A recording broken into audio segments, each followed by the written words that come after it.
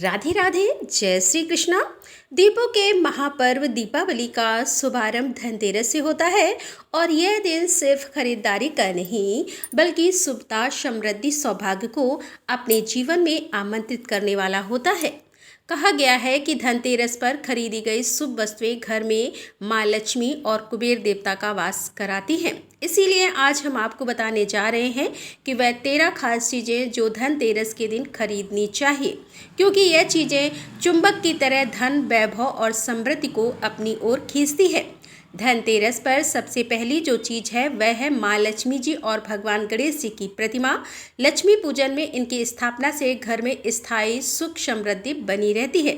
मिट्टी की प्रतिमाएं खरीदें। इसके अलावा चांदी, सोने या अपनी सामर्थ्य के अनुसार धातु की प्रतिमाएं भी खरीदी जा सकती हैं। दूसरी वस्तु है चांदी या पीतल का बर्तन। यह दीर्घायु और स्थिर संपत्ति का प्रतीक माना जाता है।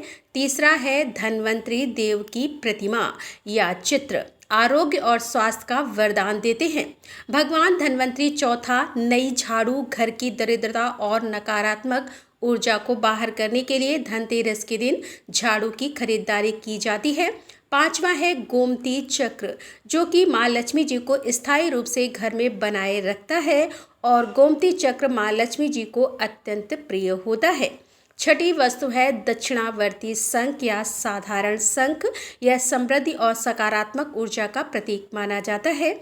सातवीं वस्तु है रुद्राक्ष, जो कि भोलेनाथ को अत्यंत प्रिय होता है, जिससे आरोग्यता का वरदान मिलता है और साथ ही साथ मन की शांति और भक्ति भी बढ़ती है। आठवीं वस्तु है कौड़ी। समुद्र की ऊर्जा से युक्त कौड़ी माँ लक्ष्मी जी को अत्यंत प्रिय होती है और यह सभी शुभ शक्तियों को अपनी ओर आकर्षित करती है, इसीलिए मंदिर में कौड़ी रखनी चाहिए। नवीं वस्तु है धन के प्रतीक धातु, जैसे सोना या चांदी का सिक्का। ये स्थायी सौभाग्य के प्रतीक माने जाते हैं। 10वीं वस्तु है हल्दी और साबुत धनिया। यह शुभता और समृद्धि का आवाहन करते हैं। हल्दी और धनिया खरीद कर लाने से घर में जितनी भी निगेटिविटी है वह दूर होती है, धन आगमन के नए रास्ते खुलते हैं और पूरे वर्ष माँ लक्ष्मी जी का स्थायी वास भी बना रहता है। 11वीं वस्तु है दीपक। यदि आप धनतेरस के दिन मिट्टी के दीपक खरीद कर लाएं तो बहुत शुभ माना जाता है। इसके अलावा आप पीतल या फिर तांबे का दीपक भी खरीद सकते हैं। 12वीं वस्तु है स्वास्तिक या शुभ लाभ का चिन्ह या श्री यंत्र और कुबेर यंत्र, जिन्हें धनतेरस के दिन खरीद कर लाने से घर में पूरे वर्ष भर माँ लक्ष्मी जी का स्थायी निवास बना रहता है। 13वीं वस्तु है सेंधा नमक या फिर साधारण नमक। इसके अलावा डली वाला नमक भी इस दिन खरीद कर लाया जा सकता है और डली वाले नमक से धनतेरस के दिन से लेकर अगले 5 दिनों तक यदि पानी में मिलाकर पोछा लगाया जाता है तो उससे भी घर की निगेटिविटी दूर होती है। इन 13 वस्तुओं के अलावा भी कुछ चीज़ें खरीद दी जाती हैं, जैसे मंदिर में प्रतिमाओं को पहनाने के लिए पोशाक, मंदिर के लिए आसन या पीले वस्त्र और नए वस्त्र घर में पहनने के लिए।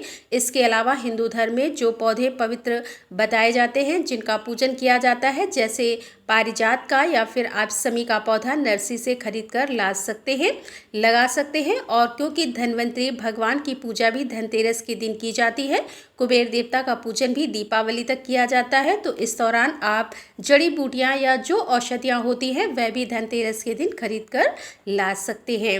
इन सब के साथ साथ आप हिंदू धर्म में प्रचलित पवित्र पुस्तक जैसे पुराण कथा, चालीसा, आरती आदि की पुस्तकें खरीदकर फिर धनतेरस के दिन उनका पूजन करके अगले दिन चाहे तो आसपास के मंदिरों में दान कर सकते हैं या अपने घर में भी पढ़ने के लिए रख सकते हैं। जहां तक हो सके धनतेरस के दिन लोहे या फिर कांच की चीज़ों को घर पर खरीद कर लाने से बचना चाहिए।